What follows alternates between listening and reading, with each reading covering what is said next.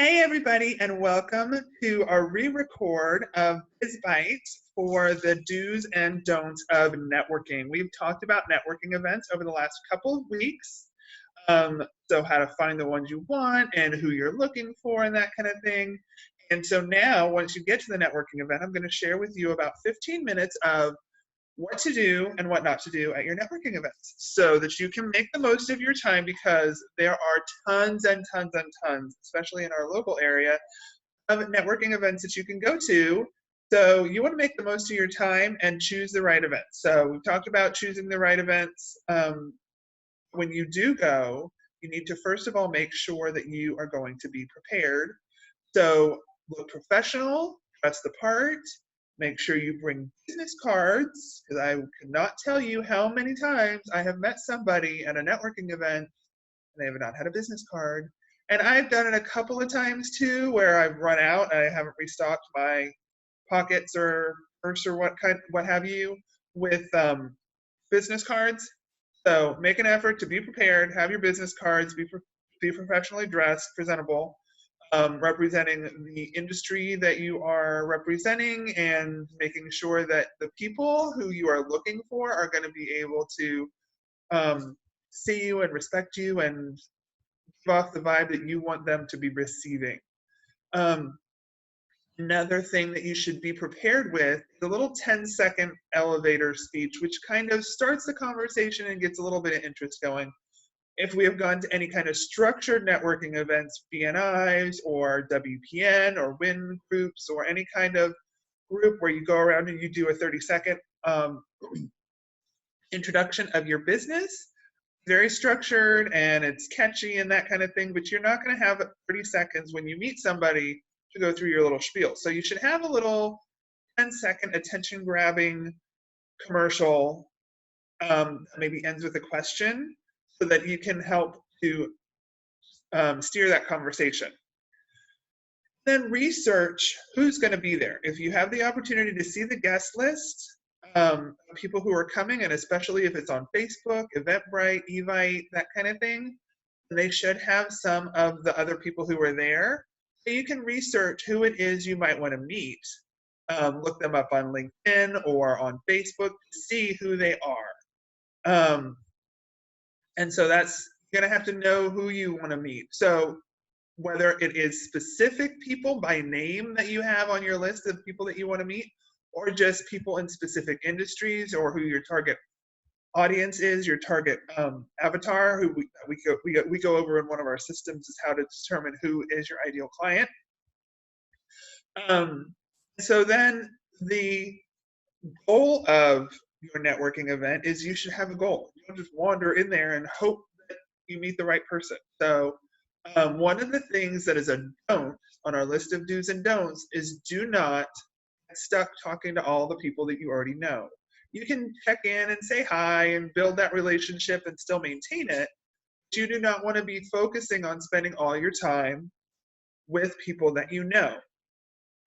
Now, the exception to that is to bring a wing person, bring some partner in crime, not crime, but bring a partner so that you can introduce each other to people that you might meet, and you can double your success of meeting the right people because you and your wing person should know what kind of people the other is looking to meet.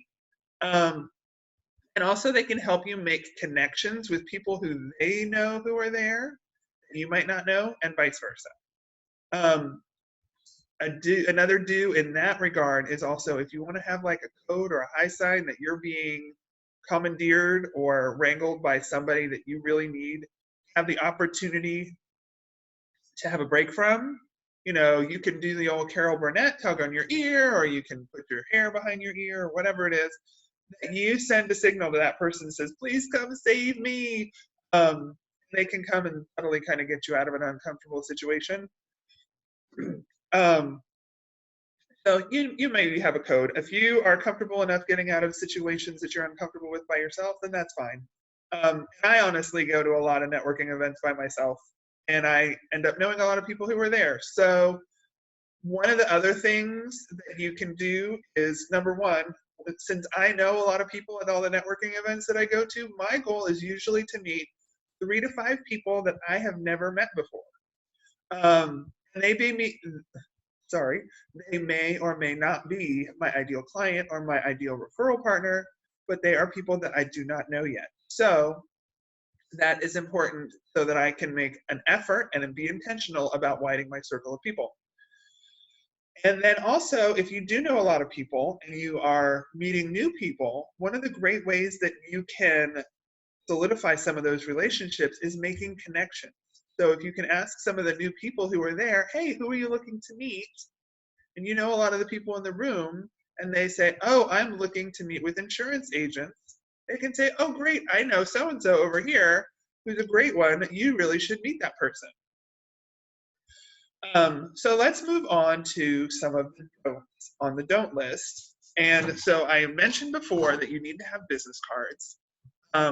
You do not want to throw them out and give them out like a ninja throwing stars at people, like, all around the room, because those people are not going to be connected with you, and they're not going to really have a reason to follow up with you unless they put you in their database and they're just going to spam you with their stuff. That's probably not what your goal is anyway. You need to work on building meaningful relationships with people, and you're not going to necessarily do that in one meeting at one time at a networking event where there's a whole bunch of other people. So while you need to have your business cards, you don't just go up to everybody and hand them out. So don't talk to only people you know. Take it personally if the people that you are talking to that you know say, oh, I need a break. I'm going to go and talk to some other people now that I don't know. Let's catch up later. So don't take that personally.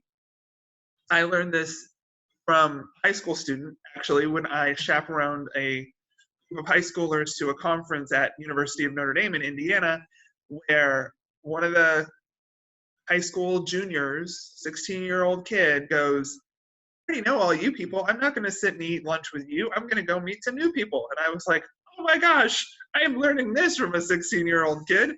So make sure that you make an effort to go and talk to people that you don't know, and don't take it personally when people are like, I already know you. I'm going to go talk to some different people. Excuse me. One of the other really important things is do not monopolize the conversation. Don't start and go up with somebody and say, hi, my name is this and this is what I do. I'm starting off with my 10-minute, 10-second, Lord, don't start with a 10-minute introductory presentation. So start out your conversation with a simple question that asks about them, or what great things are happening in your business lately, or what is it you do, or something like that asks about them, because people really like talking about themselves. And I know you like talking about yourself too. I like talking about myself. I get really excited about what I have going on in my business. But that is not the way to open the conversation, because then you're just going to be like spewing all of your information on somebody else, and they don't have a reason to care yet because they don't know who you are.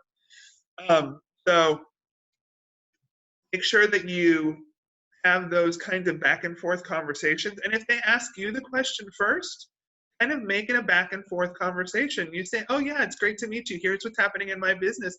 Please tell me about what's going on with your business. I'd really love to know. Or I'd really love to know more about what you do, or who it is you're looking for, how I can help you. Because the more, Zig Ziglar says, the more you go around helping other people, the more that you're going to get what you want. So those are some of my tips. My very last tip is a don't, and which is do not hide in the corner.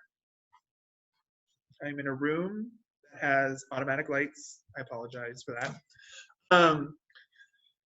So do not hide in the corner, and do not hide with your face down in the phone. If you take a wing person who is not ready to go yet, if you've had enough peopling for the event and you are ready to be done, don't sit in a corner and look antisocial, because it doesn't look like you are ready to build relationships, and that is a perfectly valid reason. You should not have to stay somewhere you don't want to be, or if you can't handle interacting with people anymore. But pick another place to be, if it's outside, if it's in a hallway, if it's in another room. Just tell your wing person, hey, I need a break, or I am done, I am ready to go, whatever you are. But don't stay in a room full of people and just can't be an introvert because sometimes it sends off the wrong signals. And I mean, honestly, most people probably won't even notice, but the people who do are really probably gonna make a mental note of it. So those are my tips about do's and don'ts at networking events. I really hope that you find value in them and that you can share some of your do's and don'ts tips down in the comments below. If you have found this information helpful and valuable, please be sure to pass it along. Other small business owners and other people in your circle who you might think would appreciate it. We would really appreciate that. And we are looking forward to another Biz Bites next Wednesday at 12:30 and every Wednesday on our Facebook business page. Talk to you soon.